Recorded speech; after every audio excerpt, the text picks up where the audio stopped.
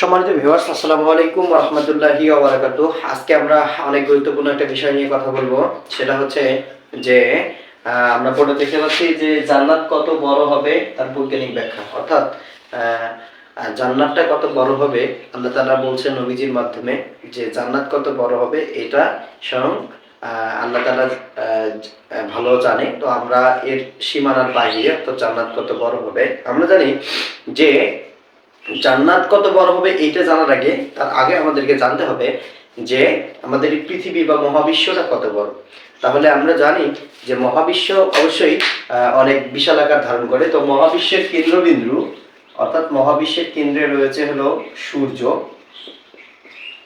এই সূর্য অর্থাৎ সূর্য এই পৃথিবী থেকে অর্থাৎ এই যে অর্থাৎ আর্থ অর্থাৎ সূর্য থেকে পৃথিবীর দূরত্ব হলো 15 কোটি কিলোমিটার। অর্থাৎ 15 কোটি কিলোমিটার এবং এই সূর্যের চেয়ে অর্থাৎ এই সূর্যের চেয়ে পৃথিবীর চেয়ে সূর্য হলো 13 লক্ষ গুণ বড়। 13 লক্ষ গুণ বড়। অর্থাৎ আমরা এই পৃথিবী যদি 13 লক্ষ পৃথিবী জোড়া দিই অর্থাৎ 13 লক্ষ পৃথিবী যদি একসঙ্গে করি তাহলে একটা সূর্যের সমান হবে। তাহলে এর মাঝে দূরত্ব 15 কোটি কিলোমিটার। তাহলে এই যে এই বিষয়টা যে কত বিশালতা এটা আমাদের কিন্তু এটা কিন্তু প্রায় অর্থাৎ গণনার বাইরে, আমরা এখনো সঠিকভাবে সেটা গণনা করতে পারি। তো বিষয়টা হলো যে আমাদের এই সূর্য এবং পৃথিবীর মাঝখানে অনেকগুলো গ্যালাক্সি বা ছায়াপথ রয়েছে। অর্থাৎ এই পৃথিবী আর সূর্যের মাঝখানে যে পথটা রয়েছে এটাকে আমরা ছায়াপথ বলবো। ছায়াপথ, এই একটা ছায়াপথ যে দূরত্ব কয়েক লক্ষ আলোকবর্ষ। অর্থাৎ আলোকবর্ষ কি? আলো অর্থাৎ আলো 1 সেকেন্ডে 3 লক্ষ কিলোমিটার যেতে পারে। অর্থাৎ এত কেমি, অর্থাৎ আলো 1 সেকেন্ডে 3 লক্ষ কিলোমিটার যেতে পারে। এই যে পৃথিবীর চেয়ে যে সূর্য 13 লক্ষ গুণ বড়, এই আলো 1 সেকেন্ডে এই পৃথিবীকে 3 বার প্রদক্ষিণ করতে পারে। তাহলে এর বিশালতা কত বড় এবং এই সূর্য এবং পৃথিবীর মধ্যে যে ফাঁকা স্থানটা এটাই কত বড়। এরপর হচ্ছে আমাদের পৃথিবীর একমাত্র উপগ্রহ হচ্ছে চাঁদ। অর্থাৎ এটা পৃথিবীকে কেন্দ্র করে ঘুরতে থাকে, এটা হলো মুন অর্থাৎ চাঁদ। এই চাঁদ হচ্ছে আমাদের পৃথিবী থেকে অনেক কাছাকাছি।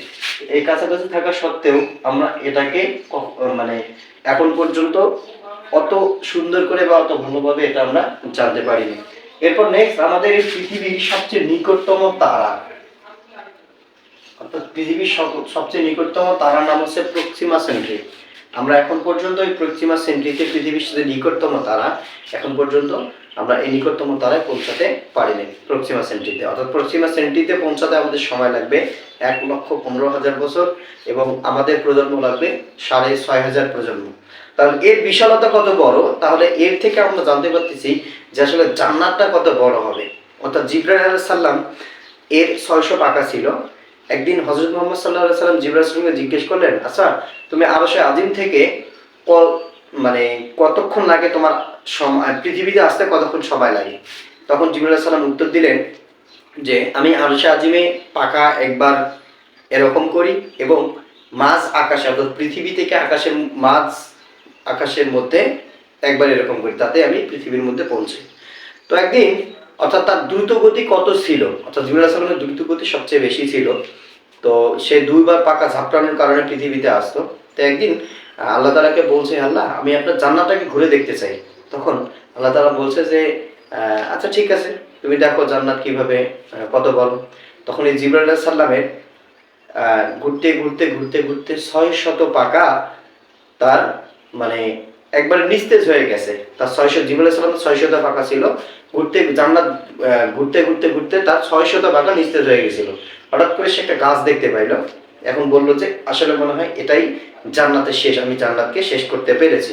তখন আল্লাহ তাআলা ডাক দিয়ে বলতেছেন, হে জিবরাইল, না তুমি জান্নাতকে দেখো নাই, শুধুমাত্র কেবলমাত্র একমাত্র এই তোমার 600 পাকা নিস্তেজ হয়ে গেছে, জান্নাতের মাত্র 1 অংশ তুমি দেখছো, বাকি 99 অংশ বাকি রয়ে গেছে। সুবহানাল্লাহ।